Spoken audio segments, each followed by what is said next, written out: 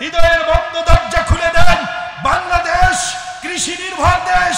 আমার দেশের কৃষকেরা নদীর চরে যখন নিজের হাজার স্বপ্ন নিয়ে জমিনের মুখে তার চাষের ফসলটা পড়ে, এই ভারত পানি বন্ধ করে দিয়ে আমার দেশের হাজারো কৃষকের বুকে লাথি দেয়। ভারত আমাদের বন্ধু হতে পারে না। আবার আমরা যখন বন্যার পানিতে ডুবি, কৃষকের হাজার স্বপ্ন যখন বন্যার পানিতে ভেসে যায়, 12টা দরজা খুলে আমার দেশকে পানিতে ডুবায়া যে ভারত বাঁধতে চায়, আল্লাহর কসম ভারত আমাদের বন্ধু হতে পারে না।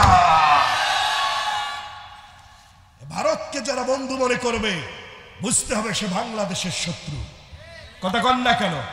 কি দেই নাই আপনার তাদেরকে? ট্রানজিট দিয়েছি। বিদ্যুৎ 5 টাকায় অন্য রাষ্ট্রে কিনতে পারতাম, সেখানে 13 টাকায় ক্রয় করেছি। কি দেই নাই? পদ্মা সেতুতে কত হাজার কোটি টাকা মেরে দিয়েছে। এরপরে বিনিময়ে আমাদেরকে ফেলানির লাশ উপহার দিয়েছে। কথা কন না কেন? এরপরেও আমাদেরকে ফেলানির লাশ উপহার দিয়েছে ভারত। ওই আমাদের দেশে একটা কথা আছে যে নরম জায়গায়, কথা কন না কেন? হ্যাঁ, বাকিটা আপনারাই বলেন।